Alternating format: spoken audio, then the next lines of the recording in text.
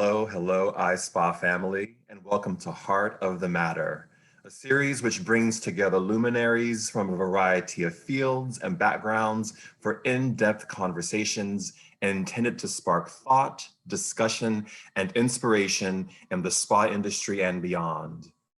I'm Patrick Huey, your ISPA board chairman, and this will be a place where we can talk freely about big ideas and issues that matter to us not only as spa professionals, but also as human beings. Today, we are privileged to have Jane Cho join our conversation. Specializing in leadership development, culture, and communication, Jane is passionate about helping clients activate their unique talents to stretch beyond habitual thinking and behaviors, imagine new possibilities, and achieve their goals. She has worked with individuals and organizations and industries, including financial services, media, healthcare, health and fitness, nonprofits, technology, arts, higher education, and entertainment. She has designed and implemented programs in inclusive leadership, diversity, equity and inclusion, unconscious bias, women in leadership, culture in the workplace, presentation skills, change management, cross-cultural and intergenerational communication, team building, strategic planning, and mentoring. That is fantastic, Jane. A lot of work. It's a lot of work.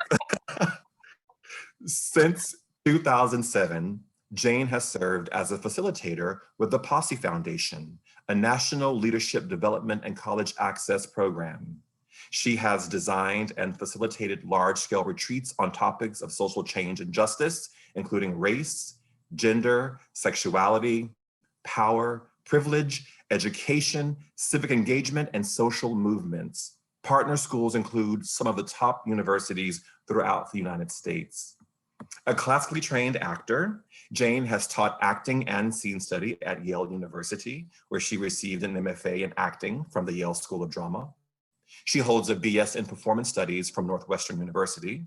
She has coached actors, artists, business executives, and community leaders for on-camera and live presentations, interviews, town halls, and public appearances. Jane received a certification at the highest level in executive and organizational coaching from Columbia University in New York City. Jane, my goodness, welcome to ISPA. We're so glad to have you here today. Thank you. I'm so thrilled to be here. When I hear that, it makes your mind spin when you hear all of your own points of work that you've accomplished over the years. So it makes me smile. I'm like, I've been. Jane, we've known each other for a long. Jane, we've known each other for a very long time. So as I'm reading through it, I'm like, so this is what you do in your free time? I do when we're not hanging out. Right, exactly. So Jane, I'm so glad that you are with us here today at ISPA, because I think your work and your career they dovetail nicely into this social moment that we're living through, right?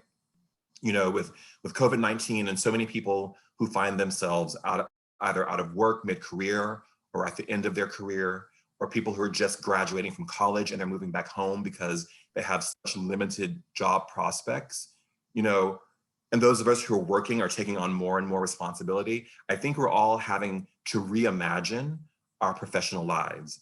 And then against all of that, we have monumental social upheaval and change. Yep. The hospitality industry, hotels, spas, restaurants have really been impacted by this. So I'm really happy to be able to talk with you today. What is your thought about that? Yeah, I'm so thrilled to be here to talk with you and to the ISPA community. And this year has been bonkers, right? Across the whole world. I don't know a single person or a single company that's not experiencing this kind of upheaval and tectonic change. And it's affecting people, not just personally, but organizationally. People are having to reimagine entire business models, how they operate.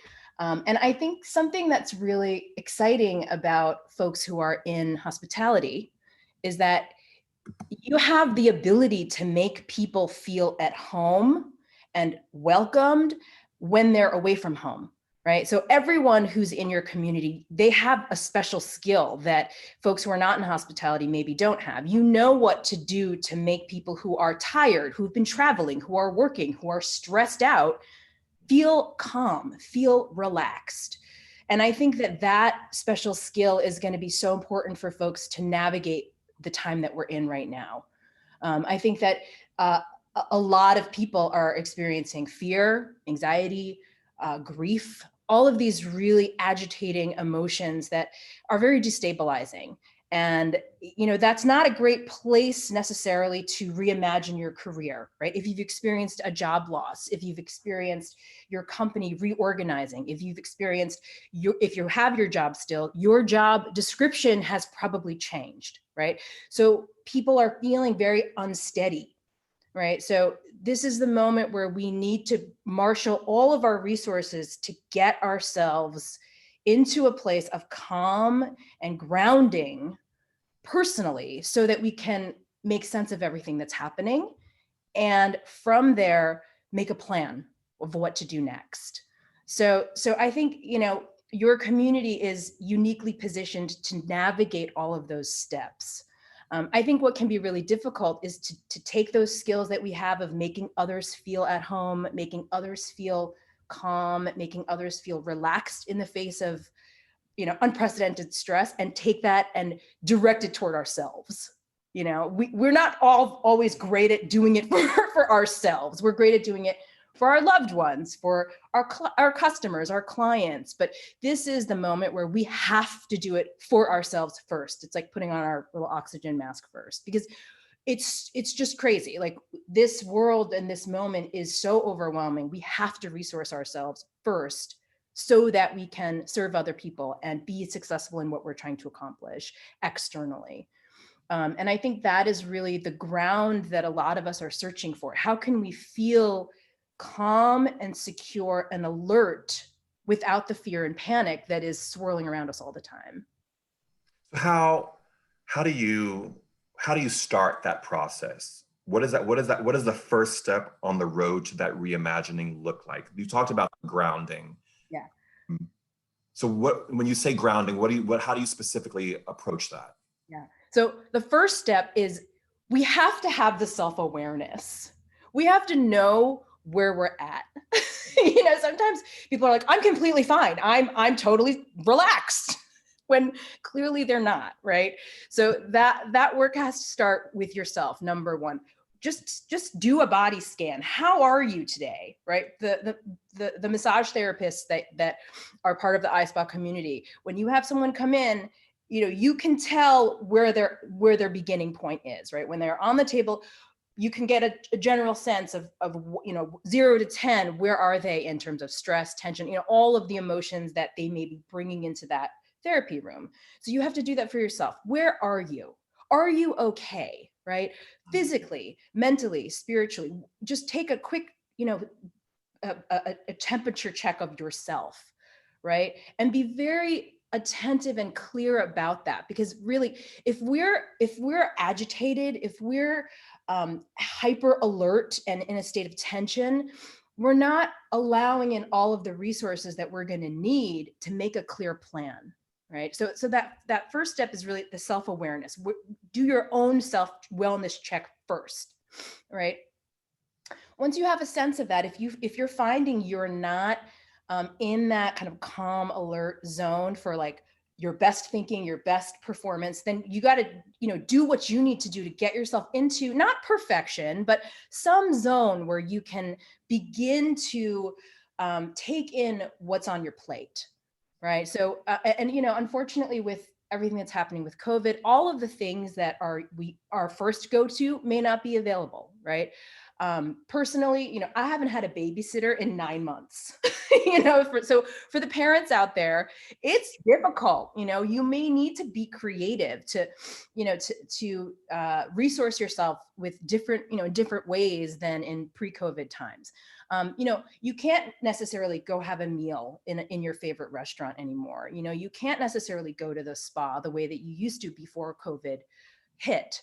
So we have to be more creative about, what can you do to relax, to calm down, to de-stress. It might be, taking 15 minutes to eat a meal by yourself, go take a walk, have a phone call with your friend.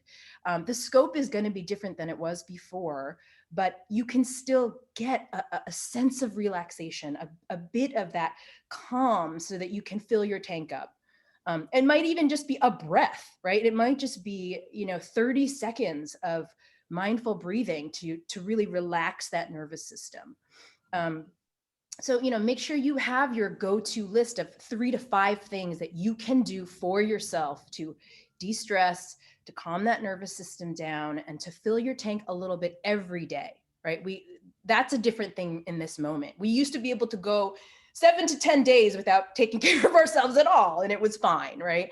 Not anymore. We're past that. We have to attend to our wellness first so that we can function in our lives with the demands that are happening every day. And then also if we have the bigger challenges, like, if you have a change in job, if you have, bigger challenges that you have to face. So I love what you're saying there in terms of before you can react, you must react from a place of centeredness. And Yes. you must react from a place of not even a rock solid assuredness, but of like 2 feet on the ground.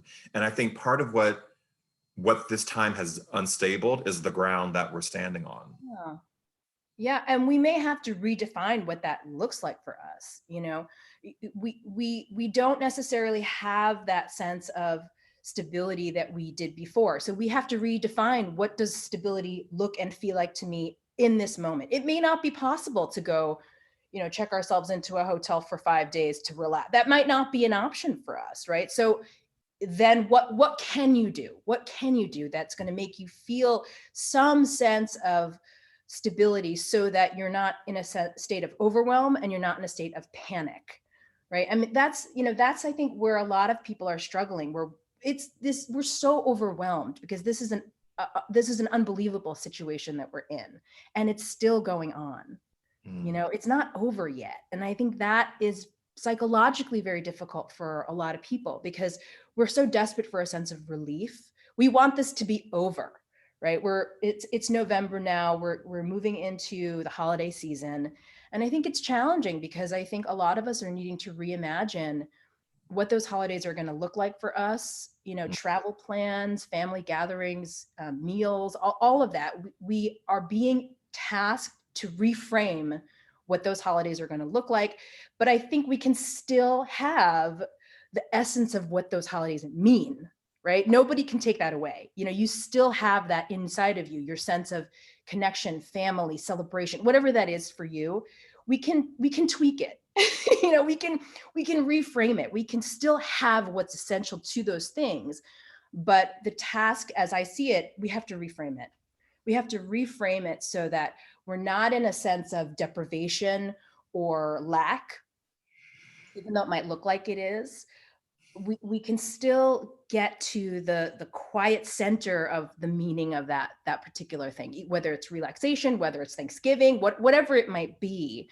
I think that is really the task ahead of us, to maintain the most important part of it, and not feel like we're losing something. I think something you said that just resonated for me was letting it be new and let Mhm. it be what it is. Yeah. Because I think with Tembi Locke we talked about grief, Yes. and you do know Tembi Locke, and I think part of the process that we're going through is that grief. Mhm. Moving through that grief is accepting what is. You know. Mhm. And that, I think that calls on a certain kind of courage that maybe we don't always need in everyday life.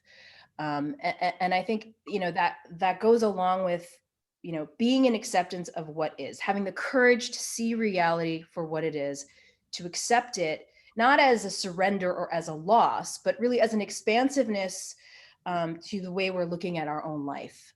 that if we can be deeply present to what is the reality that is facing us, there's a depth there. There's still joy. There's still connection. There's still all of the important things.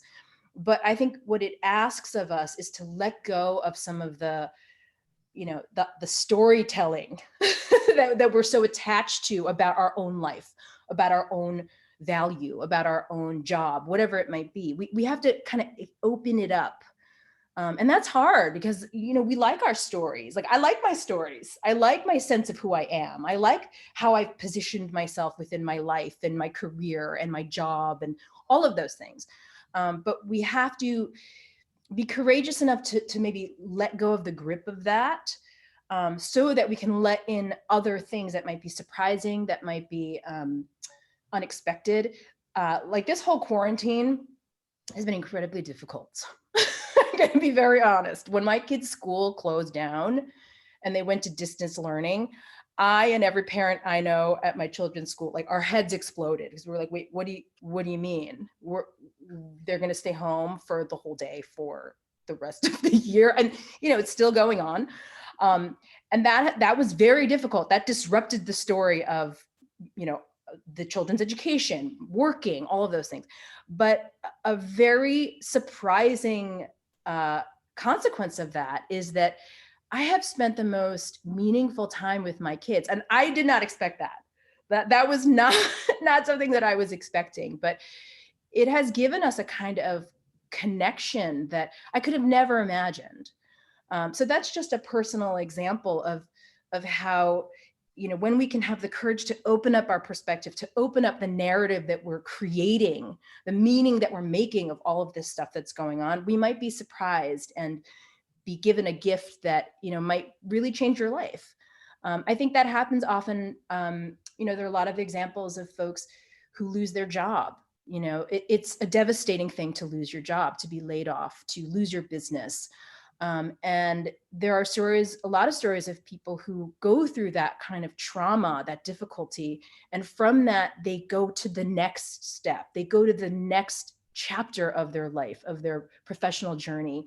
And it's incredibly surprising.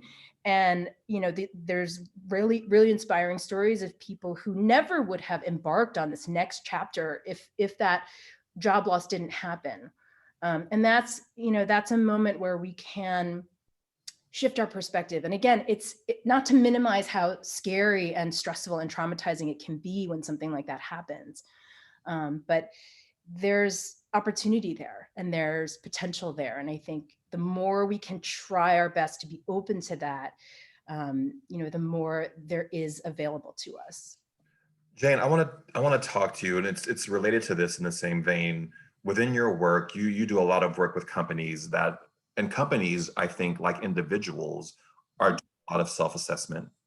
We have the Me Too movement, we've had Black Lives Matter, and now companies are having to sort of adjust to these new terms, more people wanting access that may not have had access before. And I think the smart companies are intentionally asking themselves questions. They are intentionally trying to reach a broader audience. And we're hearing terms like diversity and inclusion being thrown around, sometimes quite liberally in the media, and in the sort of zeitgeist that we're in, this moment that we're in. When you think about those terms, diversity and inclusion, what do those terms really mean? And for companies and for spas and hotels that are engaging with this new normal, how does that work? Where is that spot where they come together?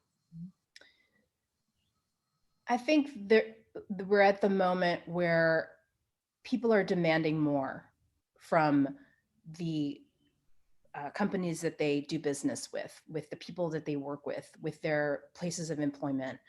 I think it's always been there. And I think we're at a moment where we expect more from the places where we spend our money, from the places where we get services, from all of the spaces in society where we interact. I think that we're at a moment where the things that used to be okay, or that we used to kind of go along with, or we used to gloss over, even 5 years ago, right, are no longer acceptable. And in fact, they're glaringly horrifying. Like things that wouldn't even make the news a couple of years ago. We hear that, we're like, that's crazy. No, we're not going to do that anymore. And I think that we are in a moment where we've had decades of diversity and inclusion efforts in corporate America, and the research has shown that a lot of them are not very effective. We haven't moved the needle enough, where a lot has been invested in a lot of different kinds of programs. Some are more effective than others, but on the whole, we need to do better. We're just not there yet. And I think part of the conversation that is happening now is that the public is demanding better. I think what we've learned from a lot of the unrest from this past year is that companies are not prepared. They're not prepared to really meaningfully move the needle. And I think a lot of organizations are grappling with how can we deepen some of the efforts that we already have in place. I think there are a lot of companies that do have programs that are effective, that are robust. But even those companies are questioning, how can we do better? What, is this, are these programs resourced properly? Are we walking the walk, or are we just talking the talk? I think, I've had several clients reach out to me after some of the protests that happened after George Floyd that said, okay, we want to put out a statement. And as a consultant and an executive coach, I said, okay, what kind of statement do you want to put out and why? And as some of these companies were trying to answer that question, some have realized, they're really not prepared to go out there and say something about racism because their internal processes are not, do not live up to the kind of statement they want to make, which isn't to say that they don't feel those things, that they don't stand by those values, but to put a statement out to the public, they realize, much to their credit, that they need to really back it up with processes, with real investment, with real commitment to diversity, equity, and inclusion, not just as like a window dressing one-time program that they offer, but really as something that is essential to the way they operate. And I think that we're at that moment globally where we can no longer just say nice words and put cute brand statements on our websites. I mean, those days are over, right? We need real investment. We need true transformation for organizations that aren't living up to those diversity, equity, and inclusion standards and those values that they have.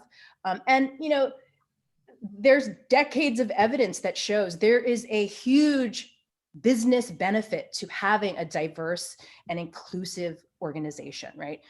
Improved profitability, improved market share, improved innovation, all, the data is out there.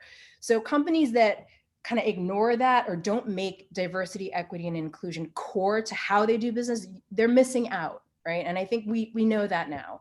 And I think the struggle is really around how to make those things live in the beating heart of organizations, right? It's not like diversity, equity, and inclusion can't be a nice to have anymore. It's not like an extra thing. It has to be core to everything. And I think a really important piece of that is making sure that the most powerful people in organizations, your C-suite leaders, your board members, that they understand and are invested in the diversity, equity, and inclusion mission. And have an integrated sense of how is this part of our business? How is this core to our business? Not just, a secondary thing that's going to get, pushed off the priority list once some other business crisis happens. And I think that's really challenging because, it can feel a little bit like, oh, right now we have to focus on this. And then 2 months later, something else comes along and we have to focus on that. And then something else. So that's the nature of business. I get that. But I think part of where we are now is understanding that it has to be core to everything. And we have to, as organizations, we have to figure out what does that look like day to day. It's not just a separate thing, but how do we make sure that we're investing so that we're going to make sure we're moving the needle in a meaningful way. One thing that we've been talking about in ISPA with the ISPA headquarters team, is this idea of a human to human connection and really letting that idea, that principle of that, in our industry, we welcome all comers. We really try to make that an inclusive space We don't ask you certain questions when you come into a spa service. We don't ask you who you voted for. We don't ask you where you go to church. We don't ask you how much money you have in your bank account. What's your Awkward. I was like, I'm just trying to get a massage. I, and maybe I'm wrong, but my instinct, Jane, is that there's something in that conversation about being able to recognize the humanity of the person standing in front of you, even if that person is a different race, even if that person is non-binary, even if that person looks like a cisgendered male but has on makeup, that if we can somehow tap into that experience with people and as human beings, I think that there's real value in that can possibly shift the narrative, because right now the narrative is so polarized. We're fighting demons that are centuries old right now. I think. What is your on that? Yeah, I think that is why diversity is so important, because it is something that happens person to person, right? If I have a friend who I've known for a really long time, we have a lot of trust, we have a lot of shared experiences, and they're completely different than me demographically speaking. They're a different race, different gender, different age, come from a different part of the country, maybe come from a different country, have a different religious background, etc. That personal relationship is going to make me be more open to understanding that person's experience. I'm going to be more willing to check my own biases and be open to evidence that debunks some of my biases, right? That's why we need to all be together, right? We need to be in spaces where everyone is invited to the party so we can get to know each other and talk and share and understand each other and become friends and do things together. That's why segregation is such an evil thing, that we live under the shadow of segregation in America still today everywhere, right? And that's a huge problem. And that's what we are struggling against. We don't have opportunity to be with everyone. We still have these really segregated spaces in America that persist. And we haven't figured out a way to desegregate and integrate these spaces so that we can get to know each other, right? Because, I think that kind of inclusion and the competency that's required to overcome our own personal biases, I see it very much as an emotional intelligence competency. We have to be aware. Okay, is my bias inflamed? When I meet somebody and they're different from me in any way, is my bias triggered? Am I making assumptions about who they are, about their competence, about their intelligence, about their likability, about their trustworthiness, and all of those things? You have to be aware, first of all, if that's happening for you, if that's being triggered. Am I feeling threatened? Am I feeling anxious? Am I feeling hyper vigilant for no apparent reason? So we have to be aware of that first. We have to check that and clock that and say, whoa, okay, I am having a biased response right now. And then to really check that against reality. Why am I having that reaction? And then really understand yourself. Maybe you have some conditioning from the past. Maybe you've had experiences. Maybe you're not, you don't have exposure to certain groups of people. So you're unsure. And in the other way too, you have to be aware if all of a sudden somebody who, an example that I use with some of my coaching clients, if you're hiring for a role, you get a resume that comes to your desk, the person is the same race as you. They went to the same college as you. They worked at the same company that you used to work with. You get another resume, totally different name, maybe a name you can't pronounce. They went to a different school. They have a different background. They didn't work at a similar company, but the skills are exactly the same. What is the likelihood that you are going to be looking more favorably at the person whose resume is similar to your background? Yeah. We have to really check ourselves, like, whoa, okay, this is a zone where my bias might be taking over. We need to pause. We need to slow down and really be intentional about how we're taking in these two different resumes so that we're really not missing something.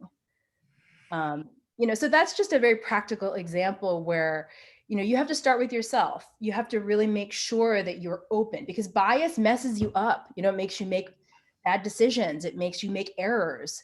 It makes you see things incorrectly. So we have to really be intentional about how we're slowing ourselves down so we're not missing important information that ultimately might be within our best interest if we can think about it rationally, logically, and not allow bias to, to drive the car. That's great. Jane, we hours. I know. We're at time, but I want to, we should do a part two. But I want to thank you so much for taking time to talk with me today. Oh, it's my pleasure. I love talking to you, Patrick. So in your wisdom and sharing your knowledge with my loved ISPA community, I thank you so much for that. I want to say to anyone who's watching, thank you for watching us as well. Keep an eye out for on our ISPA social media channels and experienceispa.com for details about upcoming installments of our Heart of the Matter series, as well as all of our other virtual offerings and spa reopening resources. Stay well and have a wonderful, wonderful day. Thank you, guys. Thank you.